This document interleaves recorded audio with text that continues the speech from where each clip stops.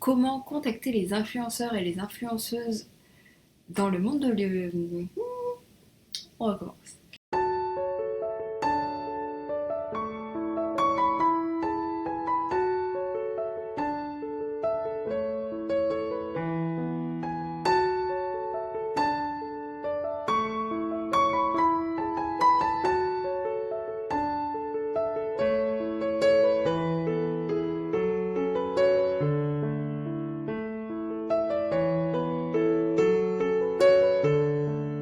Bonjour à toutes et à tous, on se retrouve aujourd'hui pour une nouvelle vidéo. Il y a quelques semaines, j'ai publié sur Instagram un post sur comment contacter les influenceurs et les influenceuses littéraires. Et vous avez été très nombreux à réagir et à me poser des questions vis-à-vis de ça. Et je me suis dit que ça valait le coup d'approfondir le sujet et d'en faire une vidéo. Donc je vous retrouve à ce propos aujourd'hui et c'est de ça dont on va parler. Avant d'aller plus loin dans la vidéo, n'hésitez pas à liker ce contenu et à vous abonner si ce n'est pas encore fait, ça me fera super plaisir. Allez, on commence tout de suite.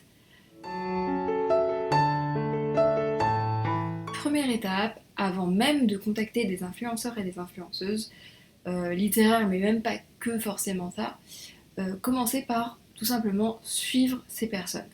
Plusieurs raisons en fait à ça, c'est que d'une part, ça va vous permettre de connaître leur contenu, d'apprécier leur contenu, ça va vous permettre de savoir ce qu'elles font, de savoir est-ce que est-ce que c'est intéressant, est-ce que ça vous plaît, quel type de contenu elles publient, est-ce qu'elles publient des auto-édités, non, pourquoi. En fait, ça va vous permettre de connaître ces personnes. Donc, au-delà même de vous apporter de super idées en termes de livres à lire et en termes de contenu à suivre, ça va surtout vous aiguiller sur qu'est-ce qu'elles aiment, qu'est-ce qu'elles n'aiment pas, qu'est-ce qu'elles publient, qu'est-ce qu'elles ne publient pas. Et comme ça, vous allez être beaucoup plus à l'aise quand vous allez vouloir demander de l'aide à ces personnes, parce que tout bêtement, vous saurez plus ou moins ce qui est potentiellement intéressant pour elles et ce qu'elles vont plus ou moins publier. Si elles ne publient jamais et qu'elles ne lisent jamais un thriller, c'est que potentiellement les thrillers ne les intéressent pas. Et du coup, si vous avez écrit un thriller, ça vaudra peut-être pas le coup d'aller les voir parce que si elles ne chroniquent que du feel good, par exemple, ça risque de pas les intéresser. Donc en fait, ça va vous permettre comme ça de savoir un petit peu vers où aller et vers qui contacter en fait. Et du coup, ça va vous faire gagner du temps. Et puis voilà, vraiment, ça va vous permettre tout simplement de créer des liens. Derrière les comptes en fait des influenceurs et des influenceuses, il y a des vraies personnes. Et du coup, si vous commentez, si vous échangez, si vous répondez, automatiquement vous allez venir créer du lien avec ces personnes et automatiquement elles vont être plus enclines ou plus enclins à vous aider et à répondre à vos questions et à interagir avec vous. Si vous contactez une personne avec qui vous n'avez jamais échangé auparavant, vous avez beaucoup plus de chances de vous retrouver face à un non, face à un mur, parce qu'en fait, forcément, si elles sont hyper sollicitées au quotidien, elles vont pas forcément répondre à des gens qui ne les ont jamais contactées, alors que si régulièrement vous envoyez des commentaires, si régulièrement vous échangez avec cette personne, elle aura plus de facilité à vous répondre le jour où vous aurez une réelle question liée à ce que vous faites ou liée à n'importe quoi. Donc voilà, moi ce que je vous conseille vraiment comme premier conseil avant même de penser à contacter ou à échanger, c'est déjà suivez les personnes, montrez de l'intérêt pour ce qu'elles produisent et comme ça, tout simplement, ça va créer une relation sur du long terme qui sera de toute façon bénéfique à long terme. Deuxième step, ce que je vais vous conseiller de faire, ça va être de faire un dossier de presse. Alors, le dossier de presse, j'ai écrit un article complet sur le sujet il n'y a pas plus tard que 3 jours, donc je vais vous laisser aller regarder, mais en gros, vous avez souvent une confusion qui se fait entre dossier de presse et communiqué de presse. Le dossier de presse, c'est un document de plusieurs pages qui va venir présenter votre texte, qui va présenter la couverture, le résumé, potentiellement une interview de vous en tant qu'auteur, qui va comme ça venir présenter beaucoup de choses, et en tout cas tout le livre. Tandis que le communiqué de presse, c'est un document qui va faire une page et qui va venir parler d'un événement. Par exemple, si vous faites une signature, vous allez dire bidule machin, auteur de bidule truc, fait une signature au Cultura de Lyon le 22 juin. Ça sera certainement un communiqué de presse. Et en fait, votre communiqué de presse, vous allez toujours l'envoyer avec un dossier de presse. Comme ça, vous avez des éléments de présentation du livre et ce communiqué qui donne vraiment l'information clé et datée. Ça permet comme ça d'avoir quelque chose de professionnel et comme ça quand vous allez passer à l'étape de contacter, ce qui arrive juste après, vous avez tout ce qu'il vous faut. Donc vraiment je vous invite à aller voir ce que j'ai proposé dans mon article de vendredi parce que vous allez avoir toutes les infos qu'il vous faut pour créer ce dossier de presse et potentiellement ce communiqué de presse qui va vous permettre de communiquer ensuite sur votre livre.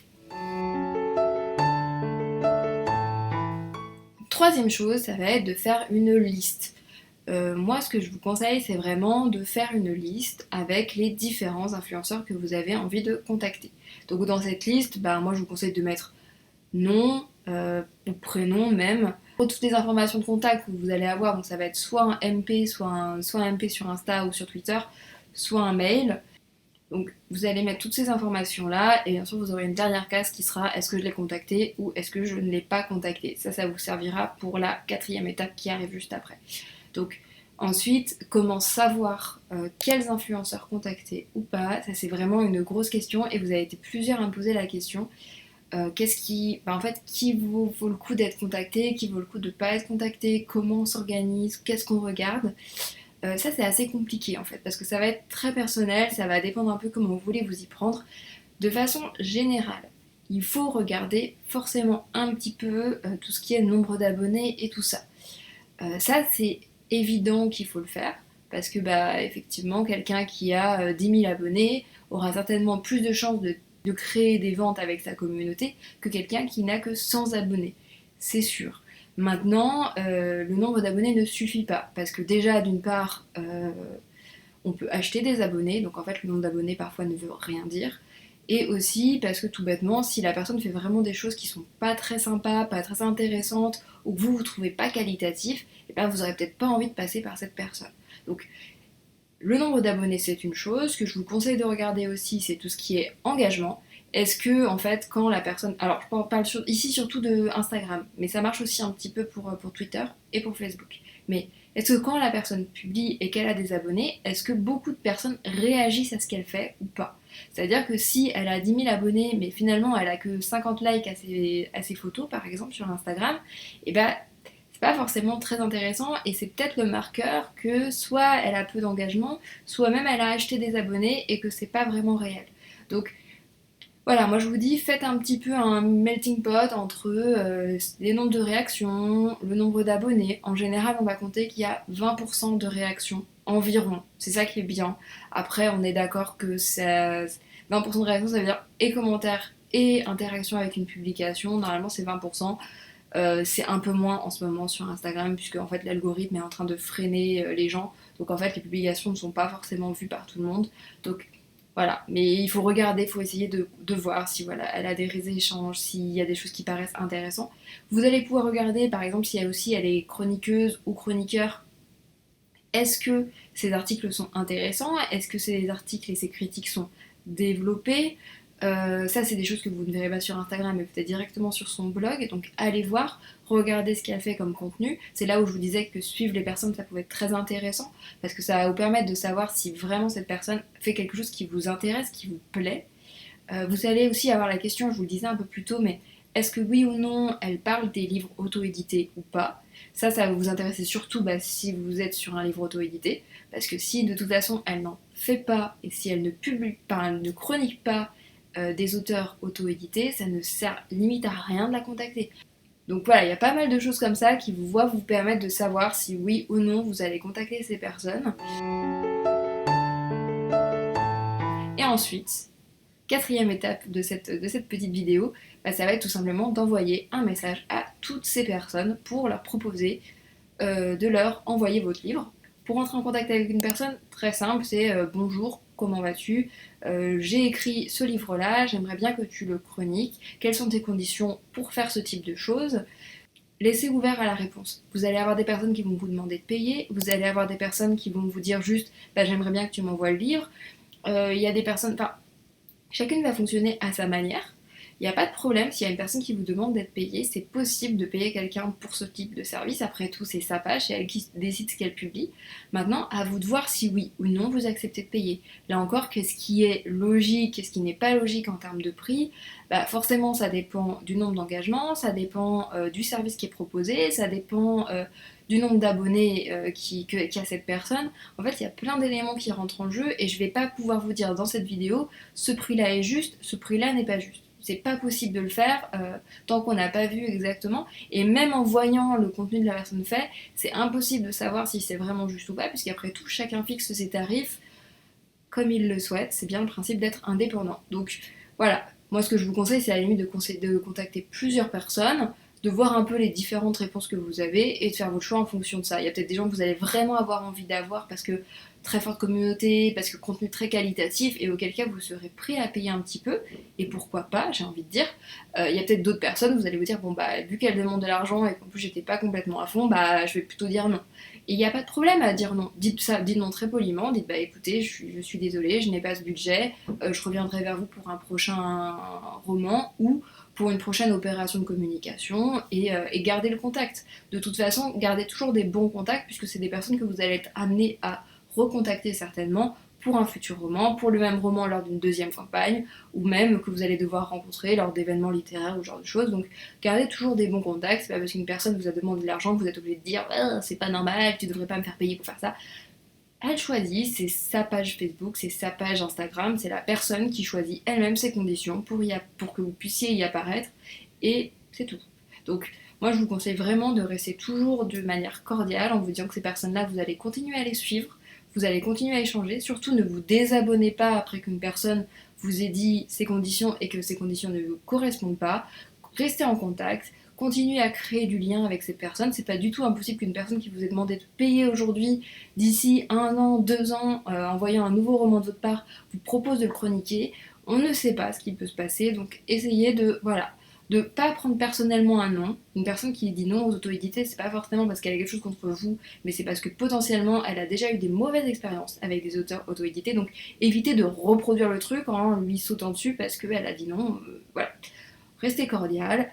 Une personne qui dit non, c'est juste que peut-être que tout simplement elle a trop de livres à lire en ce moment et elle ne peut pas les gérer. Donc voilà. Ouvrez toujours la porte et voilà, contactez les personnes, demandez les conditions, faites un petit tour de ce que vous êtes prêt à mettre. Est-ce que vous êtes prêt à payer? Est-ce que vous êtes prêt à envoyer des livres au format papier? Est-ce que vous êtes OK pour ça? Faites un point là-dessus et ensuite, eh bien, vous verrez et vous adapterez en fonction de toutes ces personnes. Mais surtout, voilà, gardez des rapports cordiaux avec tout le monde et rappelez-vous que ces personnes, bah, elles sont sur leur propre page, elles ont créé leur propre réseau, leur propre communauté et c'est normal qu'elles vous donnent des conditions et qu'elles aient des conditions à faire passer. Et bah du coup, la cinquième étape, ça va tout simplement être de faire votre choix. Une fois que vous avez tous ces retours, une fois que vous avez toutes ces conditions, il faut maintenant que vous décidiez avec qui vous avez envie de travailler et que vous travaillez avec elle tout simplement. Ce que je dirais là, c'est que n'hésitez pas à faire un petit contrat. Un contrat de partenariat, pas forcément quelque chose de très lourd, pas forcément quelque chose de très complexe, pas forcément obligatoire de passer par 3 avocats, 4 juristes et de faire un méga contrat, mais voilà, faire un petit contrat avec je m'engage à, l'influenceur s'engage à, et voilà, avec potentiellement soit des dates, soit des formats, parce que je sais que des fois vous pouvez être déçu parce que la personne vous a dit qu'elle allait faire un truc, finalement elle fait qu'une story ou je ne sais quoi, bah voilà. Vous lui dites, bah voilà, est-ce que tu peux t'engager à faire par exemple un post Instagram et un article de chronique par exemple. Bon bah ça c'est au moins c'est marqué dans le contrat. Ça permet juste que personne ne se soit enflammé sur la nature de l'échange et de la relation. Comme ça vous savez que vous, de votre côté, vous envoyez un livre papier, la personne en face de vous s'engage à faire une story et un post et potentiellement un article et tout le monde est content, tout le monde est ok vis-à-vis de ce qui a été fixé et ça permet juste de savoir un petit peu qui fait quoi et comment et voilà, et de pas avoir de surprise et pas avoir de mauvaises surprises surtout sur la nature de ce qui était prévu puisque voilà, au moins tout est calé, tout est fixé et vraiment moi je vous enjoins à faire ce type de contrat. C'est pas des trucs très lourds mais c'est juste un truc qui permet de rappeler exactement qui fait quoi dans l'échange et de s'assurer que tout se passe bien. Ça peut être un bon moyen de vous rassurer, notamment si c'est la première fois que vous travaillez avec des influenceurs. Bon, avant de terminer, 2 petites astuces qui me paraissaient importantes de partager avec vous. Première astuce, pensez à repartager. Une fois que cette personne a posté sur vous, n'oubliez pas de repartager son contenu, que ça soit les articles de blog, que ça soit les stories, que ça soit les posts, que ça soit quoi que ce soit, n'oubliez pas de le repartager de votre côté. Puisque vous, ça vous fait un avis en plus, ça vous permet de repartager. En fait, il y en a 3 des astuces. Deuxième astuce, si la chronique est plutôt négative, ça peut arriver. Je vais vous faire une vidéo sur comment réagir aux critiques parce que je pense que ça peut être très pertinent, mais en attendant, voilà, si une chronique est négative, vous allez avoir des chroniqueurs qui vont vous dire est-ce que tu veux que je la publie, est-ce que tu veux pas que je la publie. Il y a déjà cette possibilité-là. Donc vous pouvez dire en amont, j'aimerais que si la chronique est très négative, tu ne la publies pas, si vous, ça vous met mal à l'aise. Ce que vous pouvez faire aussi, c'est accepter cette chronique négative et accepter qu'elle soit publiée. Parce que vous remarquerez, en tant qu'auteur, qu'une chronique négative a souvent plus d'intérêt, limite, qu'une chronique positive, tout bêtement parce que les gens vont avoir tendance à dire ah, c'est étonnant que ça soit aussi négatif, j'ai envie de me faire mon propre avis. Et potentiellement, une chronique négative peut parfois déclencher plus d'achats et plus de ventes et plus d'intérêt qu'une chronique positive. Donc, ne soyez pas complètement inquiet à l'idée qu'une chronique négative sorte, parce que parfois, ça ne sera pas si négatif que ça pour votre image.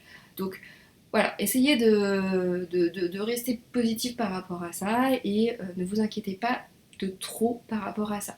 Mais vous pouvez aussi vous protéger et demander aux chroniqueurs de ne pas publier si jamais c'est trop négatif ou au moins de vous parler avant. Enfin voilà, les choses sont à faire un petit peu en amont, ça fait partie des choses que je vous disais dans le contrat, ça peut totalement être le genre de choses que vous préférez baliser parce que vous n'êtes pas à l'aise avec ça. Et ça peut s'entendre. Je pense que la personne face à vous pourra totalement l'entendre et potentiellement aura déjà eu des cas où elle se sera demandé comment faire face à une chronique négative. Donc n'hésitez pas à aborder le sujet si quelque chose qui vous met mal à l'aise. Et enfin, troisième point, on a tendance à toujours vouloir communiquer sur le lancement. C'est-à-dire au moment où on publie pour la première fois, que ce soit au format numérique ou papier, on a envie de mettre le paquet au moment du lancement. Sachez que l'avantage d'un livre au format auto-édité, c'est qu'il a une durée de vie longue, beaucoup plus longue qu'un format papier qui va rester pendant peut-être 1 an dans une librairie. Un format auto-édité a finalement une durée de vie qui peut être ad vitam aeternam. Il va vivre autant de temps que vous allez le laisser en ligne. Donc, n'hésitez pas à, pour lui redonner de temps en temps un petit coup de fouet, pour le remettre un petit peu au devant de la scène, tout bêtement, à refaire régulièrement des campagnes auprès des influenceurs. Je pense à ça notamment parce que vous allez avoir des influenceurs qui vont vous dire si tu veux que ça soit publié à telle date, ça sera payant parce que moi, il faut que je le cale dans mon agenda. Et dans ce cas-là, vous pouvez aussi dire moi ça me dérange pas que ça sorte un peu plus tard parce que finalement, c'est plutôt intéressant que j'ai plusieurs sorties un petit peu échelonnées et du coup ça me dérange pas du tout que tu le sortes plus tard quand tu auras un peu de temps parce que voilà, ça rentre totalement dans mon système de vente finalement que ça ne soit pas forcément que tout le paquet, on va dire, de la communication à la sortie, mais je suis ok avec le fait que je communique un petit peu sur le long terme et ça ne me dérange pas. Ça, je sais que c'est une façon de voir un petit peu différente de ce que vous allez souvent voir, tout simplement parce que par exemple, si vous passez par Amazon, on a tendance à dire qu'il faut avoir une sortie qui est très forte sur Amazon si vous voulez avoir une bonne position sur Amazon pour ensuite pouvoir vendre beaucoup. Moi, c'est vrai que j'ai un peu délaissé Amazon et tout ça, donc je regarde un peu moins cet aspect-là. Donc c'est pour ça que des fois je vais avoir des conseils qui sont un petit peu différents, notamment sur l'auto-édition, puisque moi j'ai fait le choix de publier mes romans via mon propre site internet, parce que passer par Amazon, ça me gêne un petit peu, et là d'ailleurs mon nouveau roman est en partie sur Amazon, et finalement je suis pas du tout à l'aise avec ça, j'arrive pas trop à communiquer à cause de ça, donc voilà, ça fait partie des choses qui vont changer normalement cette année. On arrive à la fin de cette vidéo, elle est déjà très longue donc je vais m'arrêter là. J'espère que le sujet vous aura intéressé. Si vous avez encore des questions, si vous avez encore des interrogations, n'hésitez pas à me poser tout ça en commentaire. Moi j'ai une particularité, c'est que je suis pas blogueuse littéraire mais je suis blogueuse, donc il y a pas mal de choses quand même que je connais un petit peu, que je comprends un petit peu. Donc voilà, si vous avez encore des petites questions sur comment ça marche, sur qu'est-ce qu'il faut dire, qu'est-ce qu'il faut pas dire, n'hésitez pas à le faire en commentaire. Je vous fais donc bientôt une vidéo sur tout ce qui va être gestion des critiques, parce que je sais que ça va être super important, parce que je sais que c'est un point qui peut être très tendu. Et puis de toute façon, je vous retrouve très très vite dans une prochaine vidéo. Allez, bye!